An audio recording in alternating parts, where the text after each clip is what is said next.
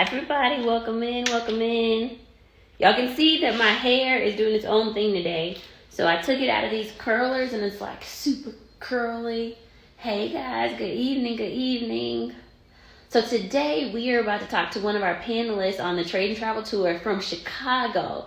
His name is Jeremy and he's the founder of BlackPeopleEats. I am so excited to get to speak to him. And here we go. Let me let him in now. Let's welcome in everybody. So glad to see you. I hope that you guys have gotten your ticket to the Trade and Travel Tour. Raise your hand or tell me in the chat, hey, Jeremy! But tell me in the chat. I'm telling everybody they better get their ticket. It's already sold out in Chicago. They can't even see you, man. It's sold out. No, hey, y'all go follow her. If you joining this live, I want you to go to the little drop down arrow and y'all follow this wonderful lady. Yo, when I got the call, I said, me? I would love to be a part of this. I said, so hey, part two. What happened on part two? Are we gonna do a part two? And I said, you might have to do a part two, a day two in Chicago. Man, you know everybody's been asking me for that. They're like, okay, Teri, so I know it's sold out, but can I have a VIP ticket just, because we friends? And I said, y'all, it's COVID. We got to be good and safe and make sure that we... And they're like, no, we going to sit. Then I had my family talking about, I don't need a seat. I'm going to just sit on the stairs, right at the bottom of the stairs right there. I said, Or, hey, y'all might have to get another venue, a bigger venue. Tis true. We're going to have to rent out the, is it the McCormick Center? What's the conference center in Chicago? McCormick Center. Hey, and you might have to do Soldier Field like Kanye. You might. Hey, you know what though? Like, we're going to pray about that because I had a vision. I went to Oprah had, she did that tour that one time. Mm-hmm. And I was sitting there and I said, you know what, one day I'm going to have a stadium and I'm going to be able to fill it just telling my story. So one day I said, she's in her 60s. So I said, okay, I got some time. Give me some years. I'm going to do that one day. Watch. One day we're going to sell out Soldier Field or a stadium. I think that'd be good because most of that stuff only happens with football, basketball, and concerts. But imagine finance, right? Investments, knowledge, entrepreneurship in stadiums. That's amazing, right? That's amazing. Hey, I see Marshawn Evans. Hey, everybody in the chat. Thank you for your love and support. Oh, man. So Jeremy, you got to tell everybody who you are because earlier today, I went and liked every one of your pictures on BlackPeopleEats because I was like, oh, this look good and this look good. And then I saw you got an award and I saw it was like a newspaper article. So, yeah, you got to tell them all about who you are. Yeah. Hold on 1 second. Hold on. Okay. Let me make sure you guys can hear me. Hold on, wait. Okay. I can hear you. Can you hear me? Yes, I can hear you. Well, first of all, thank you so much for joining me. I'm grateful. I'm just very grateful for this opportunity. I want to first and foremost say thank you so much for this opportunity for just to have this conversation. And I cannot wait to see you in person. And when we do, if you have time, I'm going to make sure I get you some food. Make sure I get you some. Yes. Okay. I know I just asked you to introduce yourself, but I'm coming early just to go eat with you because I need you to take me to all the spots in Chicago. That would be perfect. All I need to do is find out what you love to eat. We're going to get you some stuff. Don't worry. And I'm going to also tell Sean, too, like there's some other Black restaurants like in Nashville, Slim and Husky's. They have this pizza, 3 Gentlemen. They have pizza. They have a whole bunch of them. They started in Nashville, HBCU grads. And then Nashville Hot Chicken, the originator is a Black woman, and her restaurant is still there, Princess. Because I was getting ready to go to Nashville. That's how I know all this. I'm getting ready to go. Yeah. You don't have to tell me twice. I'm about to take notes. I'm like, can they? So Miss Boss Mom CEO just said, wait, is the food for VIP? So maybe you have to get us the hookup. We got to get some food in Chicago and in Nashville now. This food is for Miss T. I don't know about nobody. Okay, only me. Thank you. I am the VIP. T and Sean. I don't know about nobody. I ain't responsible for nobody. Hey, she and Sean, she.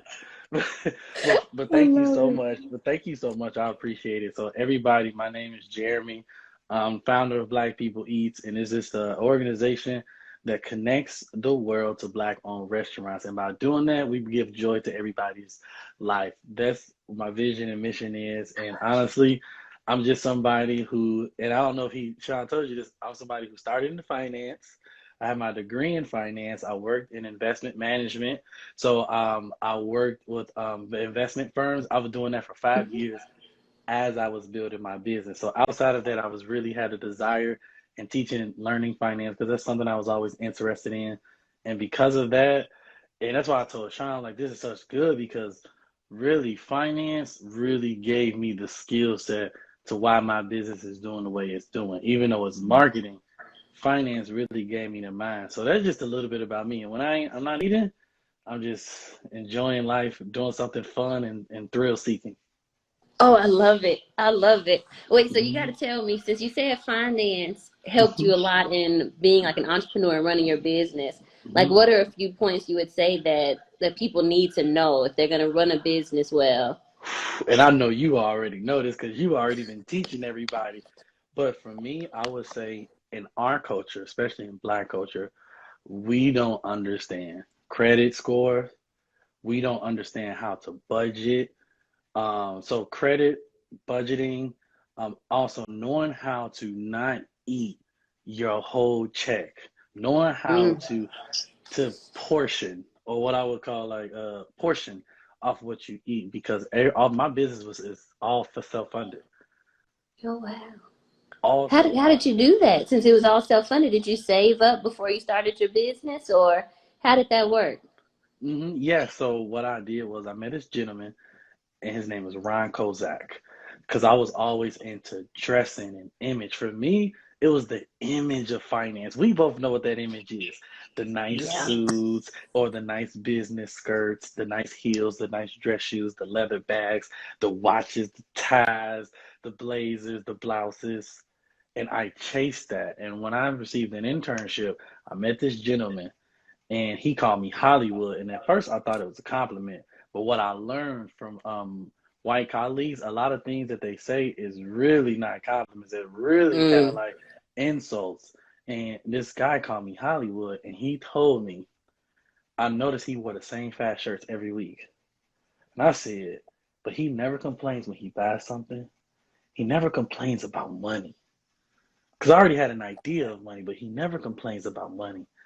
And he said, I want you to get to the point that you can buy your wife a car cash. I want you to get to the point where, like, me and my wife go on a vacation for 4 weeks cash. Yeah. I paid my way through college. So then I said, what? That year, I stopped shopping. I stopped buying all Mm. the liabilities. And I said, I need to produce what I call cash vehicles. So I was still in college and I started saving. So when I got my job, this is what my goal was. This for all you people out there who got parents. I said I'm gonna save $1,000 a month Mm-hmm. for one account. I'm gonna save 500 a month for the short term. So one long term 1,000 a month, one short term 500 a month. I'm gonna pay myself $250 a month, and I'm gonna use that to buy people gifts, take them to dinners and stuff, and then the rest of the money is gonna be straight expenses.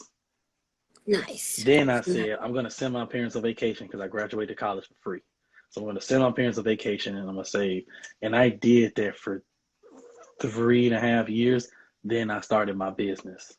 So that's really see, because finance teaches you discipline. It teaches Right. you how That's to. that's the word that was coming to my mind. I was Mhm. like, that takes a lot of discipline. So keep going though. I didn't want to interrupt you. Now you can. Hey, I'm grateful. So wait, how do I pronounce your name? I want to make sure I say it right. I want to make sure I say it right. Teri Ijeoma. Teri Terry. I Ijeoma. know. I know the worst thing to do is pronounce somebody's name wrong. The worst thing True. to Well, and it do. depends on your accent, because I love all my Nashville people. They say Turi. They like do the T real hard. Come here, Turi. Or that video on Instagram that went viral. Terry, watch out, Terry. Okay, now Terry. But They were. but you know what? But you know what, Terry? It's actually interesting because you said a key word, discipline, right? Why do most of us fail? Like I Mhm. remember I asked one of my friends what was her credit score, and she was like, "That's personal." I was like, "But you can tell me the guy that you was just with, but you can't tell me your credit score." So I Mm. realized, and it's really my mom. So my mom was a banker back in the day, so she taught us about like credit and how to pay for things that don't or get nothing you can't afford. So finance really gave me how to think critical, how to be disciplined, and how to look at something and make a decision based on the data, not based on your emotions. Because Terry, I Ooh. know you know a lot of people. Well, um, that's Terry. Why not work with her? But is your Right. data responding to there's alignment, or are you like, oh well, I'm gonna do it because it feels good or this feels right? So that's something that finance really taught me, like how to deal with the money and be trustworthy. Because I really could have stole something if I really wanted to, but it was important, Terry, because when last year we raised $100,000, I gave away every single penny. I didn't take a Mhm. dime. That takes, discipline to be dealing with Yes. money and not end up doing anything corrupt. And that takes faith. I saw on your channel that you Mhm. work with your church, and you were talking about like the Lord and what God calls you to, and how like faith is not just I think it's not faith alone, but you also have to do some work too. I think that speaks to your character and the God you serve, that you can be trusted with money. Thank you. You know what? If you want to see how somebody, and I agree with you, if you want to see how trustworthy somebody is, throw some dollars in there. Everybody will change the moment a check comes. People change when it comes to Right. checks. And you right, and I didn't realize that, Terry, until I was interviewing somebody, and somebody told me God put you in finance to deal with millions and millions of dollar movements, so He can trust you with what He's getting ready to give you. Because I could have easily took some money from that fundraiser, but 100% of it went away. When I've never made 100,000, we raised it for somebody else and gave it all away. You know, Right. and I don't Wait, think tell people like really realize that. Yes, go ahead. I'm sorry. no, I interrupted you. I apologize. Tell me more about that. So, what was the Mm-mm. fundraiser for? So, what city? I know you're in Puerto Rico now. The Yeah. beautiful. I was in What Puerto city Rico were you now. I in wish before it was Puerto still Rico? light outside so I could show it to you. But yep, I'm Y'all in see Puerto on this Rico fire. now. But What city were you in before that? Dallas in Texas, and that's actually what the So documentary let's is about: the move from Dallas to Puerto Rico. mhm. Hmm. So let's say we're in Dallas, right? And if you notice, because I've been to Dallas before, so I know the market. There were black-owned restaurants that I noticed they were not getting the support. So, like, let's say we are in where is that? Where's Legacy Food Hall? What area is that? I think Frisco. it's It's so. like Let's say we're Plano and then Frisco, that yeah. area right there. So let's say we're in Plano, right? We know they getting the money, right? You know Plano's getting the money. But Yeah, then if we go to somewhere like DeSoto, you can clearly see sometimes all the resources isn't there, right? So that's I true. said Yeah. black restaurants in Plano are getting the media coverage. What about the black restaurants in DeSoto? So the same thing happened in Chicago. The pandemic hit. One of the restaurants that I work with, window was busted. I woke up, this is the day the riots was happening. I woke up, I was still working, and I quickly made a decision. I said, man, we should do a fundraiser. Somebody, my friend's ex-girlfriend said, I should raise money for this restaurant. And I said, this is good, but people are not going to trust you. So I made a decision that I'm going to do it. I said, we're going to raise Hmm. $20,000. We're going to give 40 restaurants $500. That was the goal. We raised 25,000 in a day, 50 in 2 days, 60 in a week, 100 in 2 weeks. We gave it all away. And then that same Saturday, which was Juneteenth, and I was doing this while I was still working, the same Saturday, That's so my that birthday, ended by the like way. June. Hey, there we go. Great. So that same, it's destined. So that same Right? That's week, so good. so it was like June 14th, right? It was just like June 16th. June 14th, I said we're gonna do $6.19 specials in all in Chicago. That brought in $500,000 to black restaurants. So we had the fundraiser, the black restaurant, and I gave all the money away. Because I gave it away on Juneteenth, Discover called me and we signed a deal to give away $5 million to black restaurants, and they Look paid me. at God. You know what I mean? So it Wait, was. wait, what? Wait, I missed that piece. You said you made a deal for how much now? So Discover had a You program. said I heard a million in there. What did you They say? they gave away $5 million.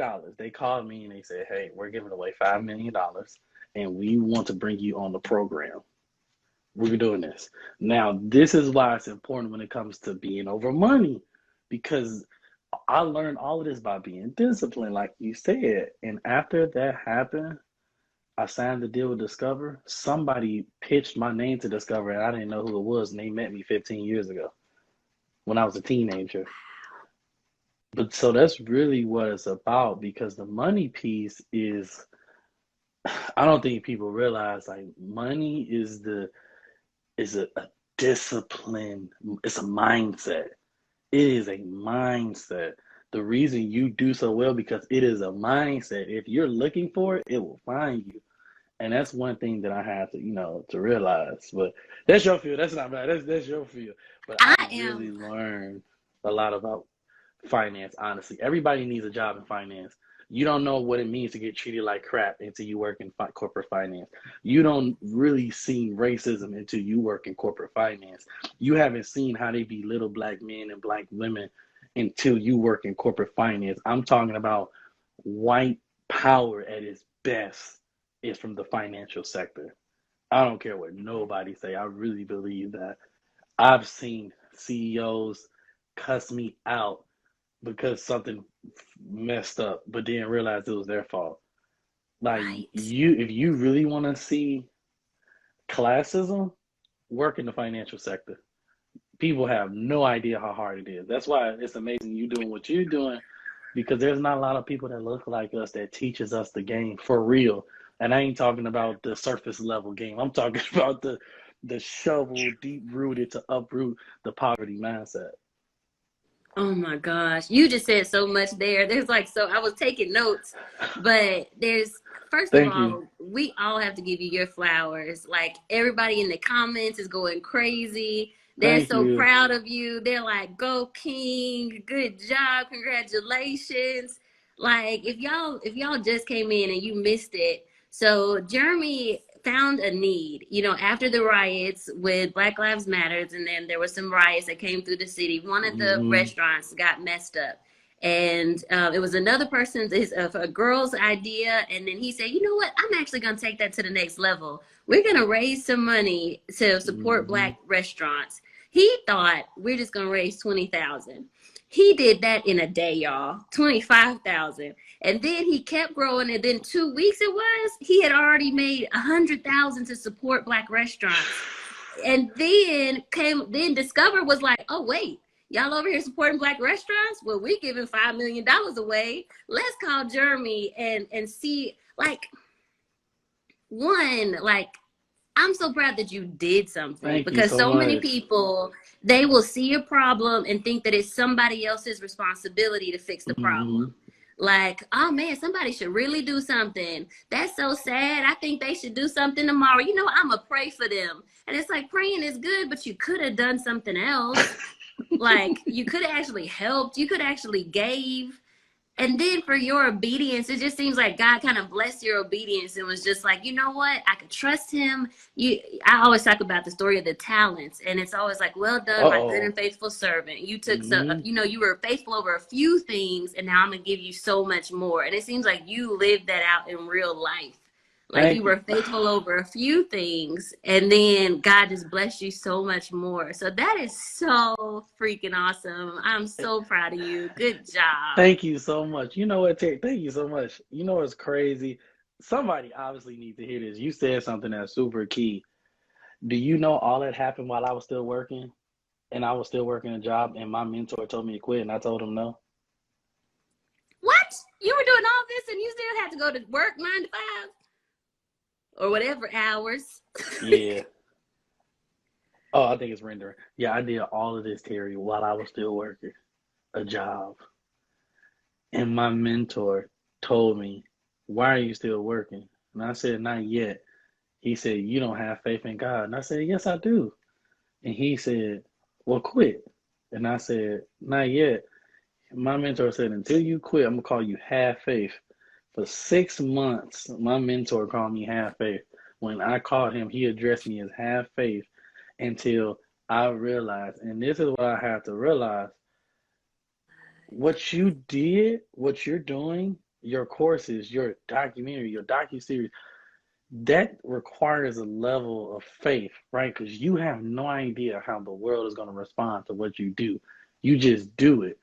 And I had to realize that we can see God move and still not trust him.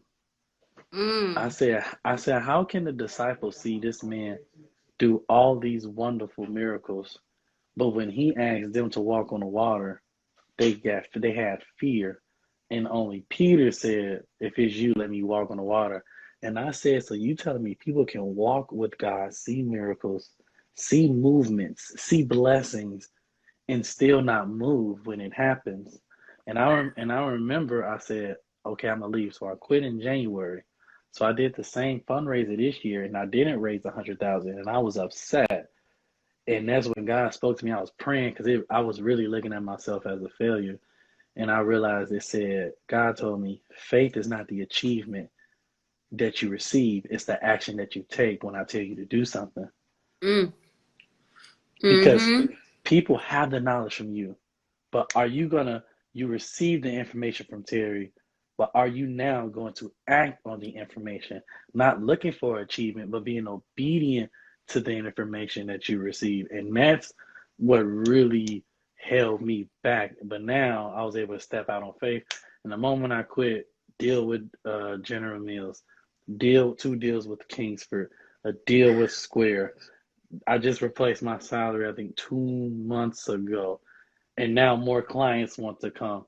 But what happened if I wasn't faithful over? I could have been greedy and said, "Oh man, I just got 100,000. Let me do this." But that comes from budgeting, because a budget is the financial discipline in your life that allows you to say yes and no to your financial needs and wants. That's pretty Mm-hmm. much what a budget is. And honestly, like, faith and finance taught me all of that. Oh my goodness. Y'all type into the comments or just, I'm not even gonna tell you what to type, but put something in the comments if you just heard what Jeremy said when he said you could be walking with God, see all the stuff that God does and still not believe. And it is even still not believe that he could do it for you. Mm-hmm. We're matching. We've matched, by the way. You got the orange, I think, the orange red. I I'm gonna like tell it. you that. Yes. See, we talked about this before the call. I got dressed with you in mind. I said, he gonna wear that Nike shirt. Let me do this. I didn't even know I was gonna wear this because the restaurant I went to, actually, they had orange in it. I was like, let me do something different. But I really am thankful for you bringing me on, because when I was on the phone, so I was like, I don't even know if you know, but finance is the key. I don't think people realize some wickedness need to be bought out. You know. That it. I mean, there's a lot of stuff that won't move unless you have money, and I think that's where the Lord. I think that's a lane that I speak in, because a lot of times, and for those who are on here, both of us on here, we're big Bible people, and but I think there are keys in here for everybody. There's a lot of things in religion and in even Christianity that kind of would say, well, you shouldn't have money, that money is kind of evil. There's a scripture that says like money is the root of all evils. But then you have to think back, and there's other scriptures when Jesus was going through his ministry, And it says that there were women around him that were supplying for the ministry out of their own means. And you Mm-hmm. even think about like the alabaster box, and when they broke, or I think it was Mary Magdalene broke the alabaster and then anointed Jesus. That was a really expensive thing of oil, to the point where Mm-hmm. Judas, oh greedy Judas, yeah, I have a post on my page. It's like, I don't need Judas on my team, but he was all That mad at her man for was like greedy. wasting the oil. Like, you done wasted this oil on Jesus, because it was expensive. But the thing is, unless you have some people in your circle that have some money, the ministry won't move. And I think that's where, like, a lot of us have to get better with our finances so that we can push forward good things in this world, because they won't move unless they're funded. And that's so important. You said something so key. Money is all about mindset, y'all. Because if you want to be honest with you, like I actually went live yesterday and I was talking to tip or not to tip. I was talking about tipping in the restaurant industry, and I was telling people how I'll tip 30, 40%, even if I get bad service. And some people didn't get it. And one of my followers said they believe tipping is based on poverty versus wealth mindset. I didn't understand it until I really got in my earlier 20s. And I was like, money is a mindset. It is a magnet, and it is who you're around. If you're around people who tip the person who gets their car from valet, they tip the person at the front door, they tip the person, when they dining in, they tipping the waiter. It is a difference, because most people I know that don't really tip like that are cheap or stingy or selfish. Mm-hmm. Mm-hmm. And it's and like, they always talk about how if your hand is closed, you can't receive it. So if you so stingy to hold on to what you got, you can't receive anymore either.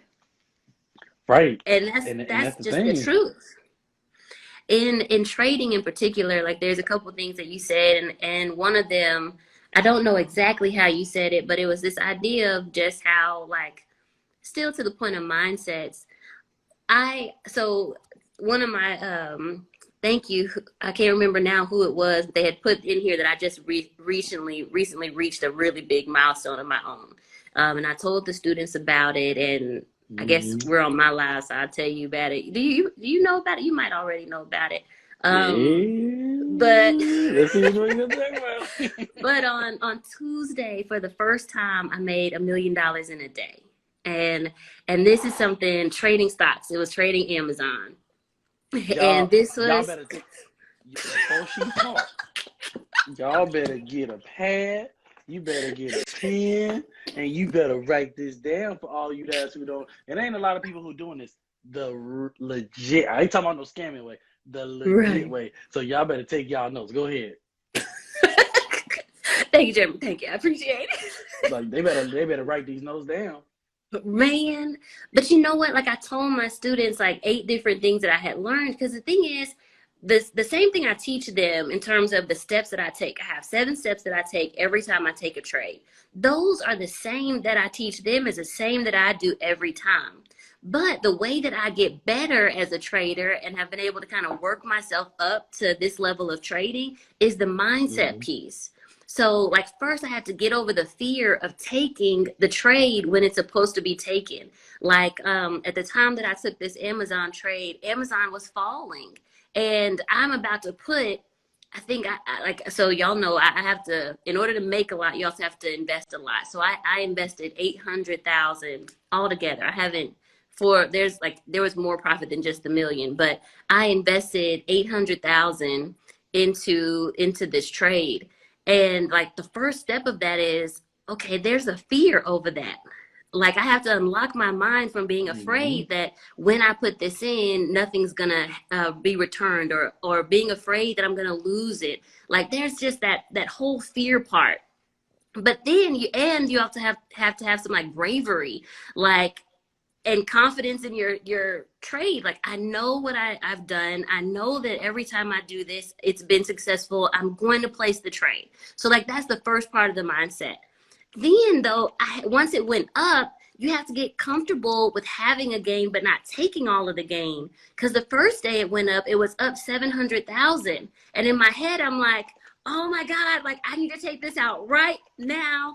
But I Mm-hmm. knew that my goal was 1 million. So you have to get over that piece too, knowing that yes, there's sometimes going to be some goodness, but that's not it. That's not everything. Like, can you imagine if you were like, you had got to 20,000 in your campaign and were like, oh, this is great, and stopped it, but you could have had so much more, right? So there's like a Mm-hmm. mindset piece to that of, okay, this is good, but let me keep working even in this and keep see it all the way through to completion.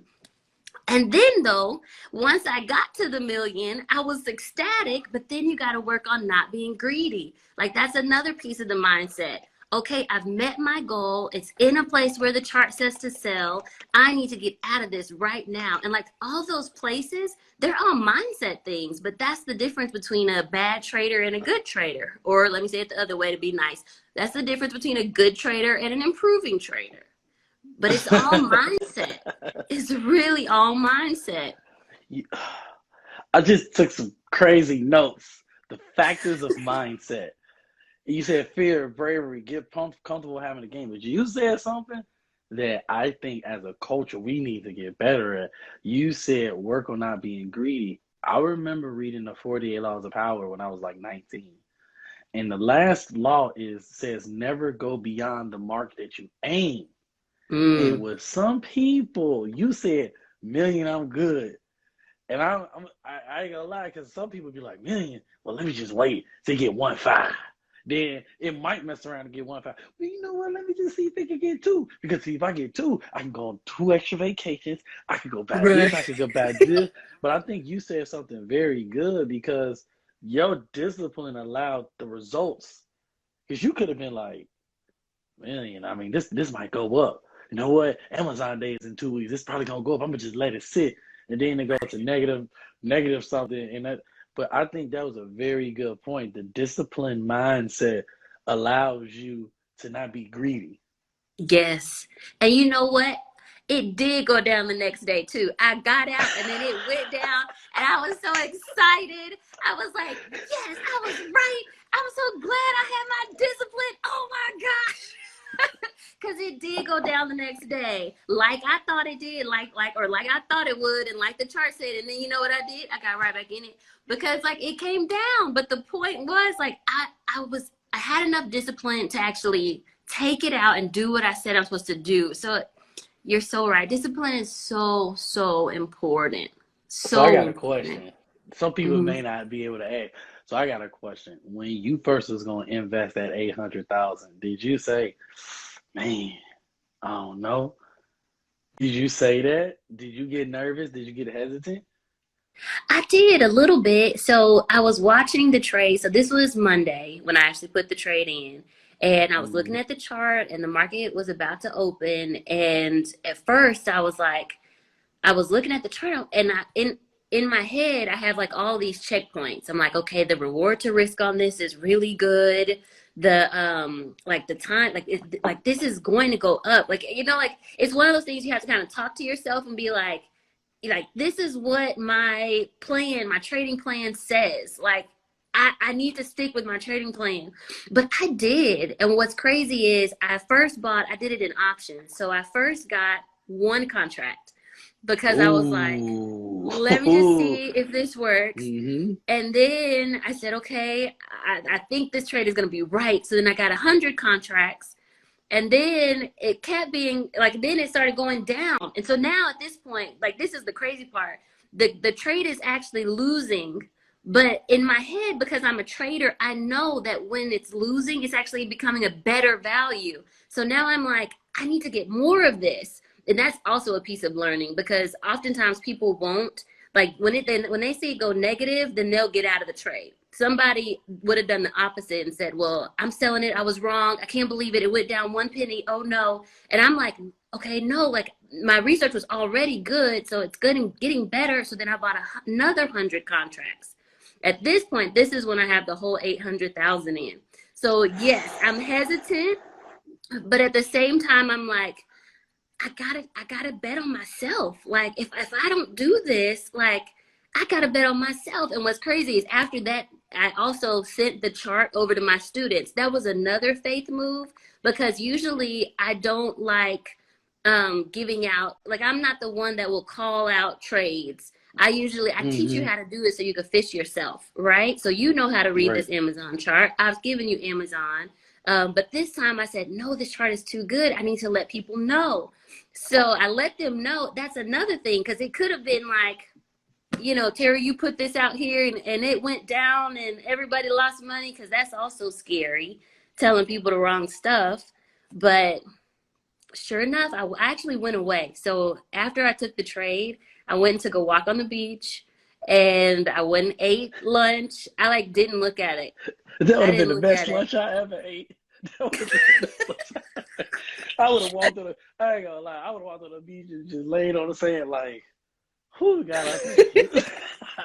Well, so I will admit, like after the first 15 minutes, it had already gone up 300,000. So I felt good about that. I was like, okay, I made 300,000 in 15 minutes. That's great. Mm-hmm. And then when I walked away, it's actually, I don't like that part is not fun. Like that's another kind of emotional hurdle, because you're thinking that this thing is gonna go well, but you kind of have like, I don't know if it's like Christmas a little bit. You're kind of wondering like, what is it gonna do? It's like anticipation, I guess, but you don't Mm-hmm. want to mess it up. And if you look at it, then you might get out of the trade. So it's kind of like you go do something else and come back. So by the end of the day, when I looked back again, and it had gone up, like Amazon had gone up $50, and then it had kept going up. It went up $75, and I'm like, oh, I have 200 contracts of this. 200 contracts is the same of having 20,000 shares of Mm-hmm. Amazon, and each one of them just went up $75. And I'm thinking in my head, I just made, like, for every $50 this contract moves, I make $1 million. So I'm just like, oh my gosh, I freaking did it. Oh my gosh. Yeah, But it it. was cool. But I think that was amazing because people need to hear these stories because they don't understand. Success is strategic. You had a strategy. You did not wake up and say, "Oh, here go 800,000. Let me just take it out and just dump it in there and see what happens." Right? It wasn't a "let me get rich quick" thing. It was a, "Okay, here's my strategy. My Yeah. goal, the end goal was to do the million. Okay, so that's the end goal. Okay, so I'm gonna take this investment, even though I'm a little nervous. Take this investment. We're gonna put it in. We're gonna get these options. No, you said contracts, right? Did you say options? Yep. Options contract. Yep. We're gonna get these options, Hmm. right? And we're gonna get these options, and I'm gonna buy all of these options. And then once we hit this, I'm pulling out. I ain't gonna be greedy. I ain't gonna be stingy. I ain't gonna say, you know what? I need another this. I need another. Excuse me, that. I'm gonna get in and get out.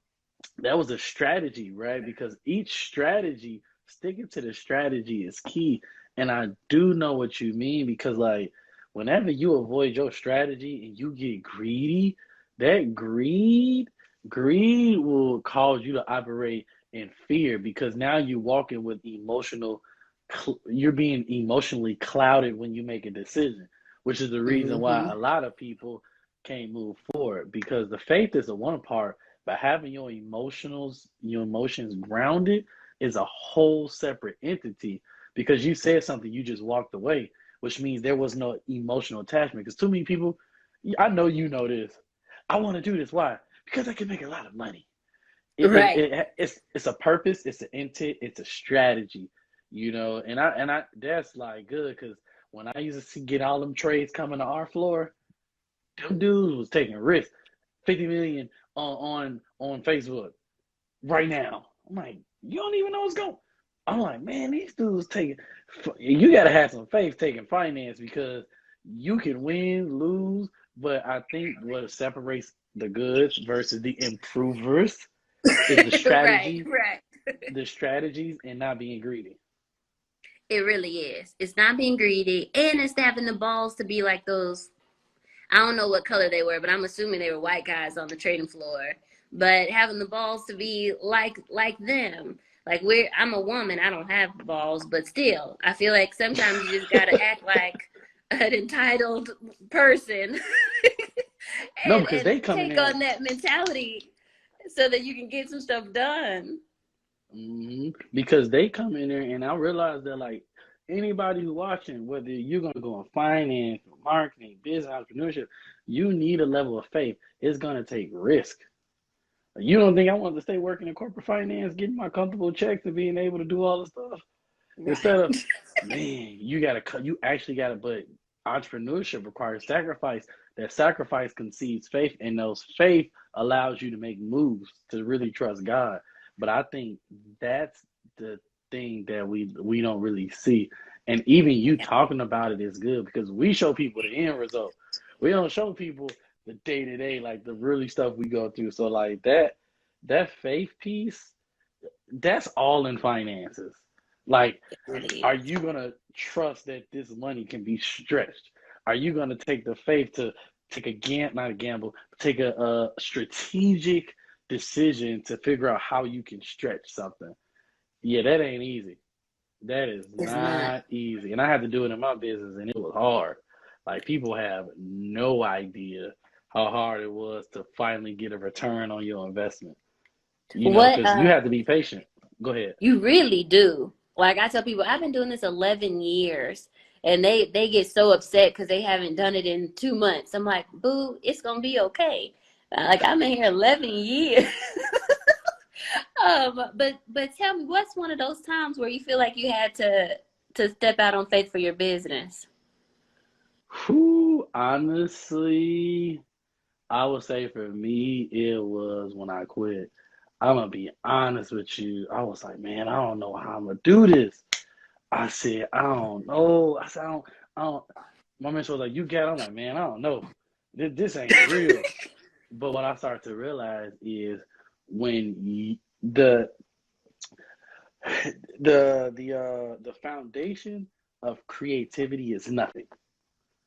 So if you have nothing, you really have the blueprint to create something. Because in order to create something, you must have nothing, and out of nothing, you create something. And once I left, I was able to put all my energy into my business. So I was nervous that first month. I'm like, because I was getting ready to quit, right? Teri, I got sick for 4 weeks. Oh, no. In January. The day after my birthday, I got sick. I did not have COVID, but I got sick. I couldn't eat. Man. I couldn't sleep. I had to sit still. And after that, I was maybe had like a few clients, maybe like 3, but I really wasn't. It was all right. And then I had to look at myself in the mirror and say, I do have value. I can teach people how to market. I can teach branding. I can teach people mindset. I can teach people how to operate in faith. And then I started to really look at my skill. And then, hey, I heard you on Clubhouse. My client Kingsford want to work with you. That's so cool. Then I received 5 more clients from restaurants. Then I said, I went to Atlanta in June, and I start seeing entrepreneurs my age, because I'm 29, doing 7 figures a month. And I said, once I changed that circle, I said, they doing this a month. Okay, right. Let me figure out what I can do to get better. Oh, I don't have a digital product out yet. Oh, I'm not teaching people how to brand themselves. Oh, I'm not teaching how people how to do this. So then I said, I'm going to offer classes to build my stuff up so I can teach people. And now I've replaced my salary. Now I said, what's the next level so I can change my, not city, but my nation? I said, okay, so I need to get these in place, because if I do this, I can hire people, and then I can make global change, right? Because I can say, oh, I'm getting paid and I'm good, but how can I change the world? Wow. You want to change the world, you got to make that $800,000. You got to take that $800,000 faith move. And invest, in yourself. Mm-hmm. And invest, right? So now I said, okay, I got to do this. But me quitting my job was probably the hardest faith move, because I was still like in magazines, in news, on TV every other week, and I was still working a job getting treated like crap. I still had a manager telling me, whenever you're going to be on the news, you got to let me know. Going to work. And my parents didn't even like want me to quit either, so that made it even worse. I'm like, man, I'm really like back against the wall. Like the whole Uh-huh. world sees me as this good entrepreneur, but now in the living quarters, it's like, why you doing that? Why you gonna leave a good job? So it was super hard. It was warfare. And I realized that's why people don't walk in faith. Because faith is warfare. Because 10 out of 12 people will walk in fear. Yeah. And they I think it's hard to have that conversation with somebody who you love and who you used to look up to as the person with the best advice. Because that happened to me. Like when I was trying to quit my job as assistant principal, my mom was really afraid. She was like, that's a great job. It's going to be easier next year. You're going to let somebody else come in here and take over the work that you did. You're not going to have insurance. How are you going to? And like that was her big thing. Well, where are you going to get insurance if you quit your job? And I'm like, Mommy, I will be all right. But it's hard to tell people who you love and who love you, like, I'm going to do something different. Mm-hmm. And, and guess what? Family is the number one reason why people won't operate in faith. I Googled the impactors of fear. Family is the number one impactor of fear. Really? Family is the number one. Family is the number one reason. And then I remember the biggest person that you're supposed to learn from is the person that you don't like. There was a pastor that I really didn't listen to like that. His name is Michael Todd. I really wasn't too fond of him, but the Holy Spirit told me when he bought that building and all them buildings around, he had bought this commercial property. His church had bought Okay. a 35 unit commercial property Oh, wow. I around didn't know that. their thing. So imagine like a center. Let's say in Puerto Rico there's like a stadium. And then imagine the stadium has, let's say, 40 commercial units around it. So he bought the stadium, paid it off, then a year later bought all of the properties around the stadium. And he said, what God used for the evil, we're going to use for the kingdom. And I was like, man, this is amazing. And the Holy Spirit spoke to me and said, watch his Crazy Faith series. After I watched, Michael Todd has a video called Crazy Faith. I watched the first one, part one. All I Uh-huh. heard was this. All I heard was, after that, I wrote the date that I was leaving. And this is the biggest lesson I learned. He said, faith does not stop at the Bible, it started with it. And when he said that, he said the reason Oh. why people don't operate in faith, Teri, is because we talk about it, but we don't operate in it. And then I Uh, came up with, will I be a walking faith figure? That's what I came up with. I said, am I going to show people that, oh, I did it. Teri did it, so I can do it. Jeremy did it, right. so I can do it. You know, Black people did it, so they can do it. Sean did it, so I can do it. Are we going to be walking faith figures? Or are we Y'all going to be having me talk about it crying and on not these do it? things. It's like, hey, we go there, we go there. And that's what I realized, Teri. After that, I said, I will be a faith figure. When people see me, the imprints that I leave on this earth, they will know that I can do it. They will see me, and then the real key is about being humble is I want you to go further than me.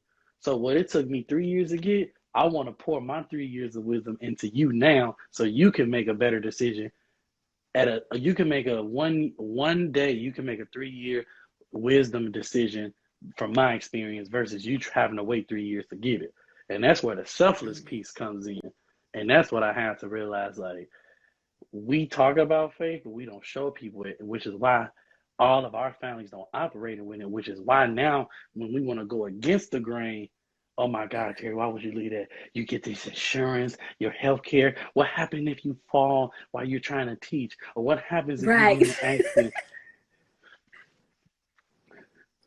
You know what I'm saying? So Yep. Yep. that's really it. After that, Teri, I wrote the day and I never looked back. But that was the most difficult thing, quitting my job, because it's warfare. Because I really believe the enemy knows if we were to walk in faith and operate it and we walk into our prosperity, we together can buy wickedness away. We can own buildings. We can own properties. We can control the financial sectors. We can control the educational sector.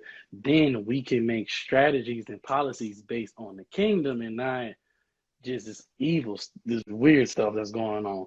And then Yeah. that way we can bring the kingdom of heaven on earth. And that comes through being in position. And to be honest with you, certain positions do come with wealth. And people try to make it's real. Certain money gets you in certain rooms, whether people believe it or not. It does. Oh my gosh. You are saying so much good stuff.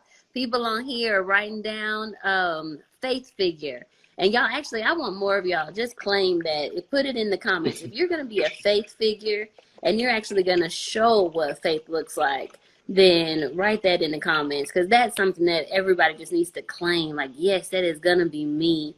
And then somebody said, what's the minister's Instagram? And so, Jeremy, he's like, I'm not a minister. You are a minister. You a minister. I'm ordained. I was an atheist for 5 years. Then I was agnostic, and all of these things I went through really helped me understand God now. On my personal Instagram is j.e.joy. That's when people get all the stuff. But honestly, like people need to see a wonderful woman of God like you in finance, because finance is crooked. People have no idea the evil wickedness that's behind finance when it comes to the statues and who's over and who operates in this. So God placed you in that so people can see a woman of ethical behavior, a woman of great value, a woman of great courage. So when they see her, I can do it, because everybody they see is evil and wicked. Like, God put us in all of our positions, right? Yeah. So they can see us, so they can move forward, right? Because they don't have nobody in their corner. And I don't think people realize, our level of influence is to impact other people. Like, there's a girl watching you right now that be like, because she did it, I can do it now because my mom don't support me or my dad don't support me. Right. Like, people don't realize the level of influence we have on people. That's why, our stories, the money, people, I'm telling you, people have no idea the evil wickedness that's in money and finance sector. They have no idea. What's an example of something you saw and you were like, this is evil? Ooh, how it's controlled really by dominant white men. The organization I worked at, there was only one black woman CEO, and the building was around for 125 years. Wow. Okay. Banks. So y'all, if you really want to talk about money, and I know Teri know a lot of this stuff, when you look at loans and debt, banks make money from loaning money to other people. So when your money sit inside the bank, they take that money and operate in your faith that you should have. So because you won't do it, they're going to say, okay, well, let's say boy A has $100,000 in his bank, but he been taught to be safe. So we're going to leave this as in a checking and a savings account. We're going to give you 0.000%. So as you do that, guess what? I'm going to take this money. We're going to buy this foreclosed house in this neighborhood. We're going to renovate it, and then we're going to sell it, and then we're going to take the proceeds. Then we're going to take that $200,000 proceed. We're going to loan it out to Jeremy and Teri, $100,000 each. We're going to charge them a 10% loan, and then we're going to do compound it. So now you're making more money. So now the bank just made money off the money that you have sitting there. So even when you look at the origin of money and how it really came, dollar is nothing but an IOU, because it doesn't really hold money. Dollars are not real money. If you look at the what is it called? Not the properties, the functions of not the. I know what you're talking about. The store value. I guess it's kind of properties, but I know what you're talking about. When you look at real money, it's not the dollar bill, because true money was gold, rubies, and diamonds, because those have value. So if everybody went to the money banks and pulled out their money right now, there's not enough money. That's the reason why money is so crazy. And once I when I was an atheist, I had to do deep research on who controlled banking systems and how they rich families loan money to Federal Reserve, and that money gets loans to banks, and that money gets loans to people. And once I started to do this, I was like, yo, the financial sector is not ran by us. And we Not at all. need to Oh no, not at get all. in it. We need to get in it because if also now let's look at this. If Teri runs the bank and she approves loans and she don't approve to no black people, I can't get a house. If I can't get a Right. house, that's not my quickest way to wealth. Mm-hmm. Oh, so I can only get an apartment now. Oh man, if I can't live in this least decent neighborhood, my son or daughter, if I had kids, can't go to this nice school. Now they Right. can't be educated. They can't be educated. Now poverty mindset is gonna continue. Oh, don't be an entrepreneur, be a worker. It's systematic racism, and then banks was founded too when it came to slavery. It's deep, like it's deeper than what people think it is.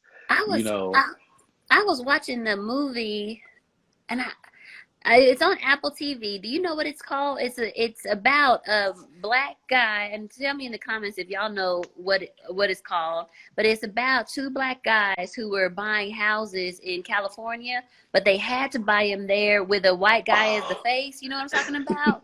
Because yeah. they said the same thing. If the banks won't loan money to black people, and they had certain areas where black people could actually buy a house, so it just reinforced all of the systematic things. They couldn't get money for businesses, so then they couldn't get houses, and then they couldn't get, like so many things.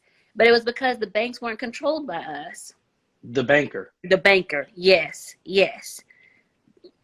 the banker. That's But see, people crazy. don't realize that, Terry, because in Chicago, you've been in Chicago? When last time you been Yeah, in I used Chicago? to live there 7 years. So Chicago was known. The redlining in Chicago is so real. Yes. And it's worse now. Like,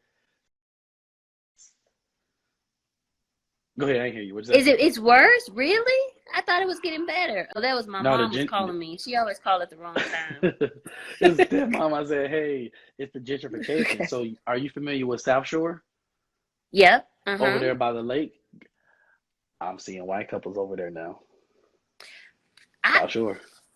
I own a place in Bronzeville. When we started seeing white people walk on the track, we were like, "Oh my God, our value's about to go up." That sounds so racist, y'all. I'm sorry, people, but that's really what I was thinking. I was like, "Oh, I gotta keep this place." I saw somebody with a white crib, and they were walking their baby. But because I work with restaurants and I'm in the hood, it's happening. So, see, a lot of people don't know this. Like Logan Square, over there by Logan Square. Are you Uh-huh. familiar with that Yeah. area? Uh-huh. Logan Square used to be the West Side. People don't What? know that. Really? I If didn't know you that. if you go to River North, like Gold Coast, a lot of those areas used to be the project. See, people don't they knocked all that stuff down. So my best friend is big on history, and she used to educate me because if you don't go to certain areas, you don't really know. So like my father was a gang leader, so if you don't go anywhere, and gentrification is happening everywhere, but if you come to Chicago, it's Yeah. apparent. Like it's pretty obvious. And this is when I knew that my assignment was bigger than food, Terry, because I was in Mm. Bronzeville and I was leaving a restaurant and I saw a crack addict in the middle of the street and he kind of had like passed out for a few minutes. And I stood in the middle of the street and I was like, God, I want to be wealthy, not for me, but I want to change this city. I want to change all of this. Because if you can buy a building, you can change what the youth receive. Because if you're relying on the school system that's not getting funded, yeah, they're going to be taught to go to work. But if you can control the curriculum, because Yeah. now I remember, Terry, I know you might know this. Do you notice the states that's mandatory? There are states that's mandatory that they teach kids financial literacy. Did you know that? No, I knew that New York or New Jersey had started something, but because Tiffany Aliche, the Budgetnista, had started something. But I didn't know that certain states This had to. years ago, I did a research in college. I think it was Connecticut, Vermont, like those states. We don't Okay, live, okay. we don't live over there. You like not Illinois. They didn't do it in Illinois. So, What about so thinking Texas? about Probably not. No, so think about this, Terry. So, like, do you have a daughter or son? Do you have kids? No, just So me. I have so nieces and nephews so though. so imagine your niece, right, comes home and you are her guardian, and she comes home and her school don't teach her. Who's she gonna learn from? You. But if she coming Hmm. home to you, hey, how's the day? Oh, we just traded $800,000, and we this was the profit. That does Right. something to a kid versus come home. Hey Terry, how's it? Oh, work, work, work, work, work, work, work. So now a kid is psychologically being conditioned on work. And this is when I realized I always need to be an entrepreneur. I saw the four founding fathers, Terry, the Vanderbilts and all them guys. Yeah, yeah. Uh-huh. JP Morgan, JP Morgan's father told him to do some accounting books when he was 8. I was watching this movie. And he said, have it done when I get home. So when he got home, he threw an envelope on the table, like a thing. And he said, what's this? He said, open it. He opened it and said, this is $1 million. Now figure out how to make it. I said, if somebody did that to me when I was 8 years old, I'd be a millionaire by the time I'm a teenager. If you got to You figure out how to know, make it and it's already there. and you 8? Like, Terry, it's the financial sector. That's why I love what you're doing because I had a lady come up to me when I was in college. They told me if there's more money in your closet than your bank account, stop shopping. Yes. Hmm. We don't But it sounds have like you didn't people. listen right away, huh? Because it took you a little No, while to I ain't change listening that. right away. No, but let me tell you what I did. When it did, I came to her. I came to her and I said, I got more money in my account now than my closet. But see, it took time to get there. And she made me read Rich Dad Poor Dad. She made me read Retire Young, Retire Rich. Then I met a lady at Culver's when I was working at Culver's. She said she worked for Jewish jewelers, Hmm. rich people. Okay. And she told me they don't teach their kids to work. They teach their kids to own workers. She told me I bought and Alexa and you would think she was broke because of the car she drive and she don't dress flashy, but I knew she knew about money because I could just pay attention and tell. She gave me a book called 13 Things Rich People Won't Tell You. Ever since I read that book, my perspective on buying, owning, and what wealthy people do for real changed. What's two? Like you said, 13, but what's two of them?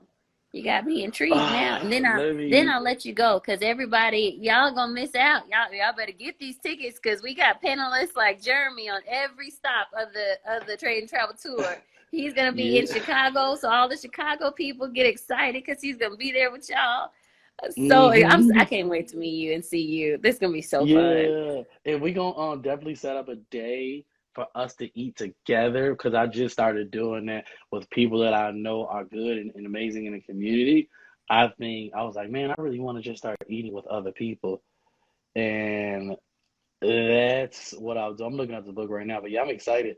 I can't wait to eat. We gonna have us some We gonna have a good fun. time. Let me see. I can't wait. Okay, Nikki here said, we go. Nikki said, bring him to Texas. I guess you got to come on to Texas too. You're gonna have to show us all the black places to eat though What around the city you going in country. Texas? What city you going in Texas? I'm going to Dallas on the 30th, Do you already have and for restaurants for those Dallas? not yet, for those Kitchen on and the call too, we still have tickets for Dallas, so make sure y'all get your Dallas tickets. yeah, I better get y'all bus there. Don't be playing now. Kitchen cocktails, Ooh, um, okay. sm- smoky, Smoky John's or Smoky John's barbecues owned by two brothers and they're Yep. believers. They're amazing. They actually do a lot of catered events too. So just in case y'all need some food there, they do a lot of stuff for Southwest and the Dallas Mavericks. They do a lot of stuff. Outside of that, you have what's the donut spot? Man, them donuts is good. Doughboy Donuts. Yep. Ah, and that's black owned, right? Shells Oh. and tails, seafood boils, straight from Mhm. Louisiana. We I whatever Sean needs, I'll make sure I get them for y'all. But I got spots. So I found the Thank you, book. thank you. I got you. So I found the book. Here are the chapters. Okay. Join the Millionaires Club, become a budget master, your house and home, The Financial Road to Higher Education, Living Rich Without Going Broke, and Retire Smart. And one of the things that I learned in this book, Terry, it says, this is funny, but it says never buy new but underwear. Never buy nothing new but underwear.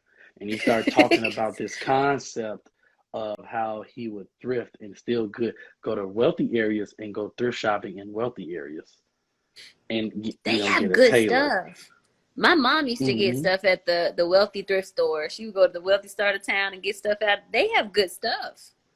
Hmm. And then, yeah, and then he talked about too, when he talked about the house, he said, oh, wait, hold on. He said, mirror, mirror thy neighbor's house, mirror thy neighbor's debt.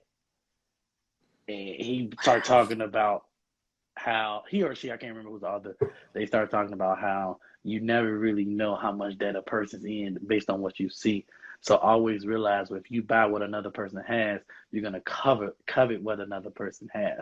So it's always good to buy the the nicest house on the richest block, the cheapest house on the richest block. Yes. Excuse me. Just mindset Perspective. differences. Yeah. And thank you, Catherine, for Hmm. putting the book in the chat. It's 13 Things Millionaires Won't Tell You. Some people were Rich asking people. what the name. Hold on. Rich people won't Here, tell hold on. you. Okay. Actually, I'm gonna turn my phone over just so everybody can tell you. Boom. Move it up a little bit. Your Yeah. phone. There we go. 13 Things Rich People Won't Tell You. Y'all, we all need to read that book. For some of you guys, I know my students have been doing meetups in different cities. Maybe that's a good one for a book club. Y'all can read Hmm. that one. But Yeah, you know and what? hey, Oh, go ahead. Oh, I I was was gonna gonna say, you say, ever need me to come to your students and talk to them, even just like how I was able to invest like a few thousand of my own cash and exactly how I did it. I don't mind sharing that with them either, you too, because sometimes Terry don't know everything. She was just born this way. Sometimes people need to see other people right. who really, because I'm 29. I've only been doing my business for 3 years. That's so excellent. That's amazing. Hmm. I'm trying But not you to was about call to say you a something. baby. I'm trying not to call you a baby. I'm like, you so young. But then I don't want to be the old auntie, y'all. I am not old. He's just younger than me. She's a rich auntie. Rich auntie. That is it. Rich auntie. Oh my gosh. Jeremy, you are amazing. I love Oh, how much thank wealth you. of No, you. knowledge you have. I love like all the things that you've accomplished and then like your heart for And then serving people and like changing not only Chicago but your world. Like I love too like when you first came on, you I thought that you were going to say your ministry or your mission was to just serve Chicago. But you immediately were like, "Nope, I'm working with black restaurants all over the nation." Like I really, really, you are doing amazing things. I really, really like you. You good people. thank you so much. I appreciate it. It's amazing. And I honestly, I'm grateful that you brought me on here. I know you don't bring everybody on your platform. So first of all, shout out to Sean Anthony for calling me. I met him Yes, on thank you, Clubhouse. Sean. And everybody, this is why it's important to to be a good person.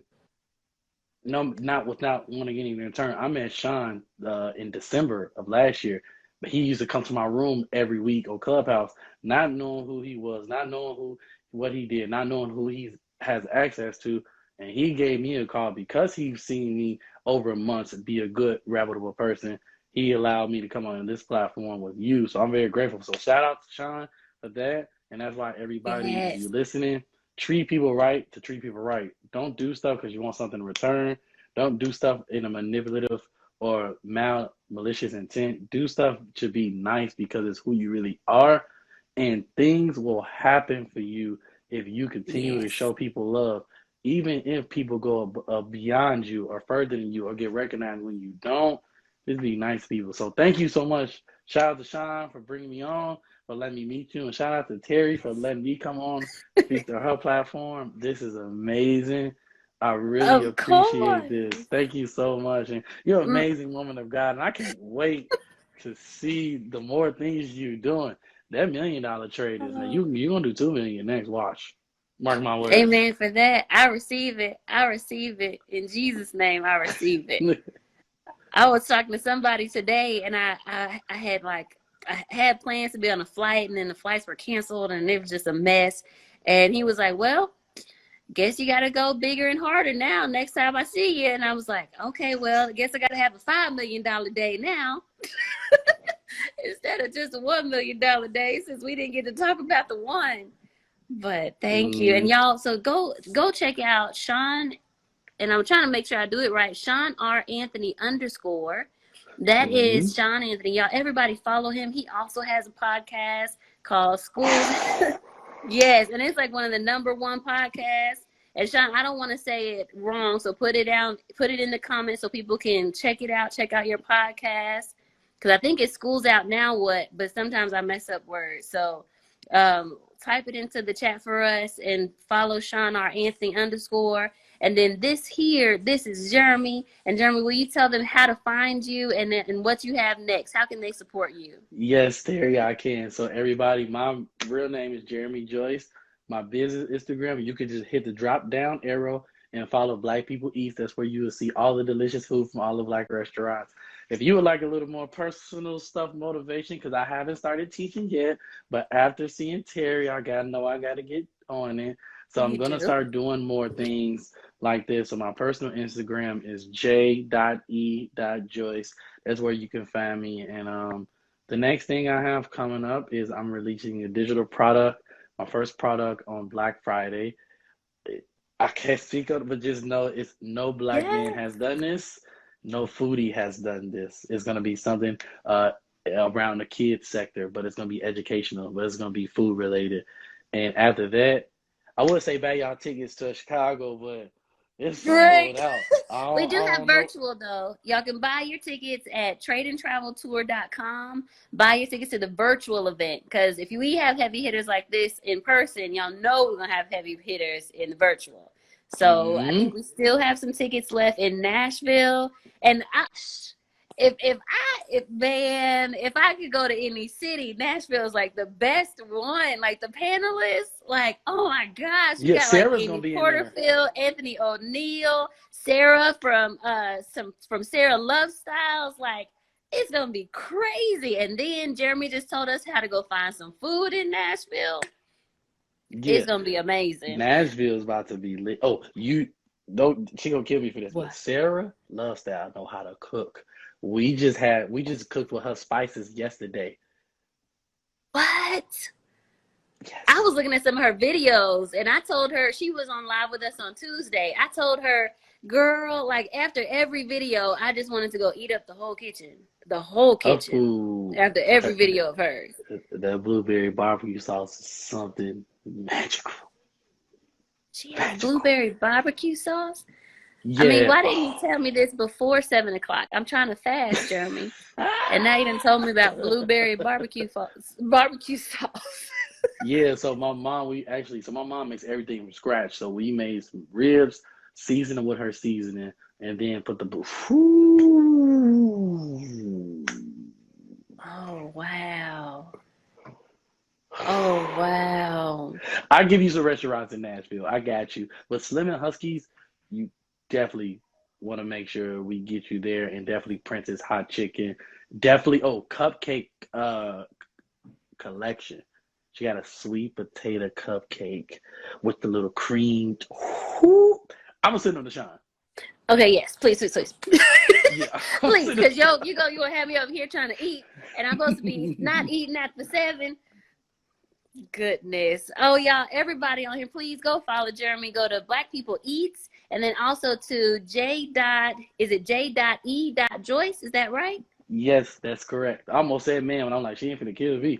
Yes, that's correct. Yes, correct. I would kill you, because I am your big sister. I am not your auntie, no.